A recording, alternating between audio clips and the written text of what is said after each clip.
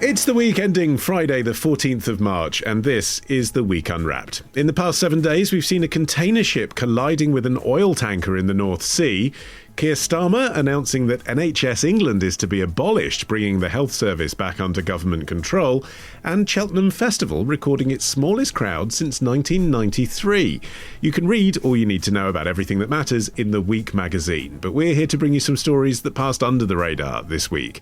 Big news not making headlines right now, but with repercussions for all our lives. I'm Olly Mann, and let's unwrap the week.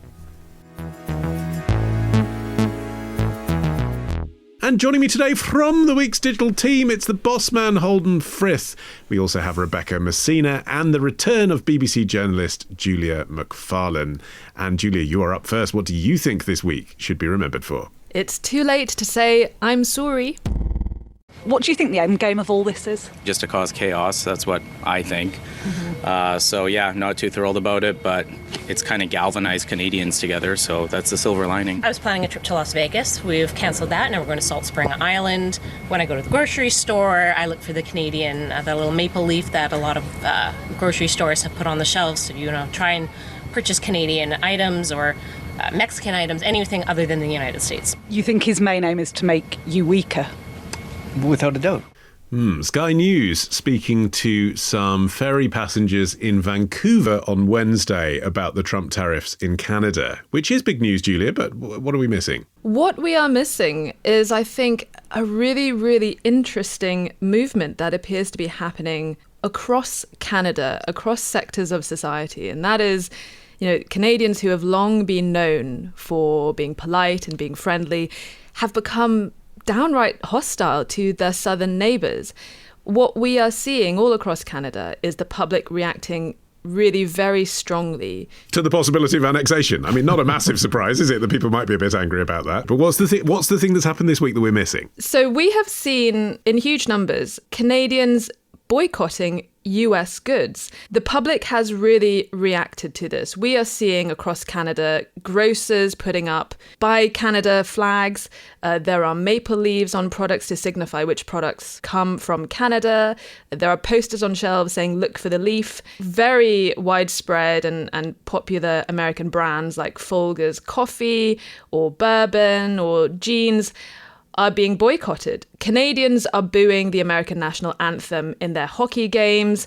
There have been a slew of apps that have now flooded the markets with names such as Buy Beaver, Maple Scan, this to help shoppers scan QR barcodes and reject American produce. Even Wayne Gretzky, who is basically Canada's Tom Brady or David Beckham, he was booed recently because he is friends with Trump, and a petition to rename Gretzky Drive in Edmonton reached more than 12,000 signatures. They are angry and they are using their Canadian dollars to show their displeasure for what is happening across the border and how they feel their country has been belittled by America, and a resurgence in national patriotism and pride. Okay, but Rebecca, personal action like this, choosing what you buy at the store, how much of an impact will that actually have on the US compared to industrial scale tariffs? Yeah, well, I mean, it's debatable. I mean, swapping Jack Daniels for Crown Royal is quite small potatoes when you look at the wider picture. And actually, potatoes are a part of it. Canada exports $1.7 billion worth of French fries to the US every year. But yeah, they're not going to make a significant dent. What we're talking about is primarily an industrial trading relationship based on vast amounts of stuff. In Canada, it's primarily exporting oil, gas, lumber, machinery to the US. And from the US, it's importing, again, machinery, minerals, technical equipment, apparatus, the kind of things, not the things that the average person is picking up in the shop. There is one arena where the individual consumer could have an impact sort of in the longer term, which is cars, because motor vehicles are the number one US export to Canada by market value. But on the whole, Canada doesn't really represent a particularly large market for a lot of US multinationals. But also, these crates of Bud Light and Jack Daniels have been sold to the Canadian stores for them to put the mesh in front of it saying don't buy it. So at that point, surely, does it make any difference? They have, but they are generally signed under the kinds of agreements where they can return unsold stock. And this is sort of part of the thing. Beyond the tariffs themselves and the economic impact that they are having, there's also this question of these tariffs disrupt the whole supply chain because products are being bought and sold between companies under the understanding that demand is going to remain relatively stable, that there isn't going to be some huge destabilizing event that would affect consumer demand for them. So that's one thing that American companies are quite concerned about, is getting all this unsold stock sent back to them. The one thing I will say, though, is that looking beyond, the economic impact that the average consumer can have, maybe it's not huge compared to, billions of dollars of oil or lumber that are being sold. I think we can't underestimate the impact that it has on the country's mood. Like that isn't an insignificant aspect, because it's going to be a pretty rough economic time if these, if this trade war does continue. So I think having that sense of national unity will help. It's intangible, but it is the kind of thing that can help a country stand up to that kind of economic challenge. Yeah, I mean, that cultural shift is interesting, isn't it, Holden? I mean, obviously, people who live in Canada, particularly in the cities, particularly if you live on the border, have relationships with the USA and always have. And the two countries are close geographically and culturally in lots of ways. So, it would be a bit like England and Scotland in that sense, wouldn't it? It's one thing for us in Britain to say, as a whole, the British people aren't fans of Trump either. But when you're on his doorstep, regardless of the tariffs, that cultural mood of we really dislike what our neighbours are doing will have an impact. Yeah, and I think Rebecca's right to kind of try and separate out the cultural impact and the economic impact. And I think if I'm completely honest, I do find the whole thing a little bit cringy. And I know the Canadians aren't the instigators here and they're the ones being bullied. But even so, like just renaming things with American in their title feels a bit puerile. Give us some examples. The one that's got the most attention is Americanos becoming Canadianos, or some, I don't know if I've pronounced that correctly. And I think part of the problem is it doesn't sound like a particularly good name for a two drink. Vowels. But, yeah, that's the problem. Yeah. But it does just recall the French fries becoming freedom fries during the Iraq War. And I feel it would be classier and more Canadian just to rise above the whole thing. I did quite like the incident where the American national anthem got booed at a hockey game. I thought the classy bit of that was that the crowd then cheered the singer at the end of it, which seemed like a nice mix of kind of defiance and courtesy, which did feel very Canadian. There's two potential really serious effects here. One is the effect on Canada of the tariffs that Trump is imposing. The US accounts for 80% of all Canadian trade. So adding a 25% tariff onto that would have a really catastrophic event on the Canadian economy, far more than any reprisal tariffs would have on the US. One Canadian minister said 1 million Canadian jobs are at stake, and that's in a country that's not that much more than half the size of the UK. So, that is a really serious effect. But a lot of the reporting says that US tariffs will have a negative effect on US consumers because they will raise prices. Most economists agree on that. You'll always find an economist who'll disagree, because that's the nature of economists. But there is a sort of overwhelming majority who agree that tariffs are a broad negative impact on any economy. But that's as true as the tariffs imposed in response to Trump as it is the ones he imposes himself. So, Canadian tariffs will have the same effect. They'll raise prices for Canadian consumers. They'll reduce choice. They could lead to this kind of tit-for-tat trade war where everyone ends up poorer. Oh, well, I mean, if that's true, Julia, what's the point? I mean, why is Trump's White House doing this if really everyone will end up poorer? One thing that is very interesting is while President Trump is predictable in many ways, people are paying very close attention to what he says from time to time as maybe a hint of where his intentions lie. And part of what caused a lot of concern for the Canadians was when he had his phone call with Trudeau. And apparently, according to the New York Times, according to sources to the New York Times, he was reading off a memo when he said this. He mentioned, "I don't like the border treaty between our two countries," and wanted to revisit it. This is the 1908 agreement that basically governs the demarcation between the US and Canada. Don't forget, the longest international border in the world. He said that he doesn't like how the two countries share water. He thinks Canada has too much water. and he wants to revisit water agreements between the two countries. There are concerns among the Canadians about what President Trump actually wants. Now, the justification for the tariffs has been tighter border control over migrants and fentanyl. And it was very interesting because I was watching this press conference by the White House press secretary, Caroline Leavitt, and she was pushed by reporters about the fact that the amount of fentanyl that crosses from Canada is negligible, and I think amounted to less than a suitcase's worth of fentanyl. And this reporter was pushing her, saying 25% tariffs over a suitcase of fentanyl, she would not be drawn to that. And so a lot of people are worried that the idea of Canada not doing enough to stop illegal fentanyl entering the US is a false flag for what Trump's true intentions might be. But which are what? And what do you think? Why do you think he's doing it? It's still not clear. Well, listen, President Trump and Justin Trudeau have had beef for a very long time. Prime Minister Trudeau was caught on camera almost mocking President Trump at an international summit. They've had quite terse interactions from time. They're from opposite ends of the spectrum. And so it was interesting when Prime Minister Trudeau flew down to Mar-a-Lago in November after Trump won the election, because both sides had said that it was a successful meeting. And it was only afterwards it seemed to be revisited when President Trump started talking about things he was unhappy with. The relationship between the two countries on trade. He didn't like the border. He didn't like the water agreements and all this kind of stuff. OK, but if it's about personalities, I mean, Trudeau's not there anymore, is he? Another underreported story from this side of the Atlantic perhaps this week is we have a new Prime Minister in Canada, Mark Carney. So will that make a difference? It's hard to say. Mark Carney is, in many ways, like Trump, is not a career politician, but he is seen in Canada as a strong economic hand. He was the governor of the Bank of Canada during the global financial crisis, and then he was the governor of the Bank of England during Brexit. And he is not hugely well known by Canadians. He is certainly not as charismatic as Justin Trudeau once was. Obviously, his personality tanked in recent years, although interestingly resurged during this fracas with President Trump.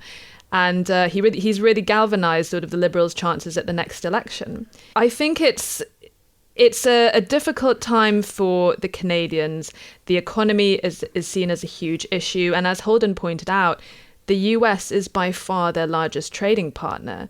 And there is so much of the Canadian economy is at stake with this. And what is interesting is I wouldn't go so far to say as unraveling ties, but increasingly difficult relationship with the Trump White House has a lot of Canadians changing their views on what their priorities are. There was a poll recently that showed that a majority of Canadians were interested in joining the European Union. That's where we are right now. So what the next Prime Minister of Canada who wins the next election may find himself doing is seeking economic alliances outside of the United States, which is, of course, something that other leaders, such as the Friedrich Merz now in Germany, he was on camera saying the same thing for Germany, and Europe at large needs to find independence from the United States. But internationally, Rebecca, if everyone took this stance of rejecting American products, and that might be really hard to do because the world does love its Levi's and whatever, but if everyone did, then that would harm America, wouldn't it? And that would be clearly counterproductive and in a very simple way, the kind of thing that Trump understands. Yeah, and I think we've kind of seen that in the way that tariffs are being imposed on the US or being threatened to be imposed on the US, because a lot of the products that have been targeted are quite niche, but they're chosen to be symbolic. So it's like Harley Davidson motorbikes, it's Kentucky bourbon, it's things that serve more of a symbolic purpose than anything else. Yes, whereas I noticed that like Tim Hortons, which is symbolic for all Canadians of their like national fast food restaurant, is actually owned by an American corporation. Well, yeah, so this speaks to something else as well. So the first round of tariffs that Canada imposed on US imports were on things like food, homeware, clothing, like lots of iconic brands. But this second round that has now just been imposed is showing that they are getting a little bit more serious, because now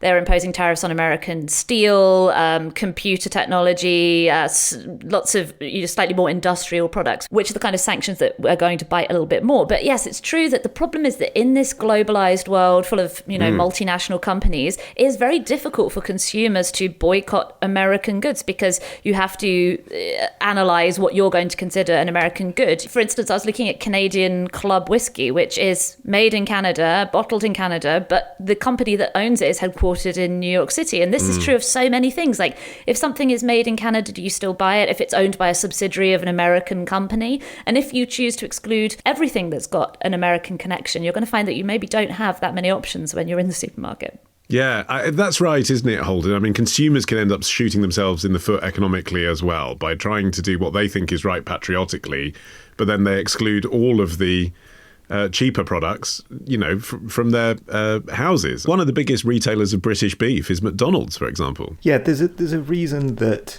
the world has moved towards a more globalized model over the past several decades, and that's that it does give people a lot more choice, and it gives them a lot more choice at a cheaper price point. And there are many problems with globalization, and I think those have been getting more attention over the more recent years. But there's a price to that too, and that often is paid by consumers at the till. I think it's slightly different what we've seen in Canada in the past few days, where it has been voluntary. People have been choosing how they spend their money and trying to find Canadian goods where those alternatives exist. But how long you can sustain that and how much of an impact that can have, I think, is a completely different question. And I mentioned the Freedom Fries example fleetingly earlier, and I was actually living in the States at that time. I never saw anywhere which actually had Freedom Fries on the menu. It's far more of a kind of a story that gets attention and does the rounds for a few weeks, and then people forget about it. And I would imagine that there's a similar kind of reversion to normality going to happen in Canada, particularly because they've been going through a political campaign around the change of leadership of the Liberal Party. They have a new Prime Minister. That's clearly led to, probably a greater need for Canadian politicians to express patriotic views and show defiance than there otherwise would have been. And I imagine Mark Carney, being an economist, being a central banker, is probably going to want to take the heat out of it and actually find some way to avoid imposing further tariffs, because he'll know better than anyone that that's unlikely to be good for Canadians or Americans. Do you agree, Julia, that this is just a temporary shift, or do you think there is a chance that this could be something more long-lasting? I think that is the question that all governments and world leaders in America's orbit are considering right now. It is Thanks. impossible. I like to ask the questions that all governments and world leaders are considering. It is impossible for any of America's allies to decouple from America, at least in the short term. But I think the volatility of the Trump administration's policies and President Trump's willingness to realign United States policy and the way he has handled his relationships with some of America's allies, and just look at this, the rather unedifying defenestration of Volodymyr Zelensky in the White House recently, has spooked a lot of countries. I think what is happening is countries are realizing that being overly reliant upon the United States in terms of security could be a potential issue. We are now seeing people in Germany discussing openly whether they want to keep buying F-35s, for example. There have been new fears now that the US could have a kill switch installed on some of its fighter jet exports. And this has been discussed in Germany. One of the biggest German arms companies did an interview with Bild last week, where he said cryptically, the head of communications at this arms firm said cryptically, it's more than just a rumor that there is a kill switch on the F-35s. And that sparked a frenzy in German media. And there was a report in the New York Times with regards to Canada saying that there was consideration of expelling Canada from Five Eyes, the intelligence network. What does the world do with an unreliable United States that many countries have been overly dependent on? And a realignment about what that means for a lot of countries and their priorities. A question we will leave hanging for now. Thank you for that. Up next, long live the King of Nepal. That's after this.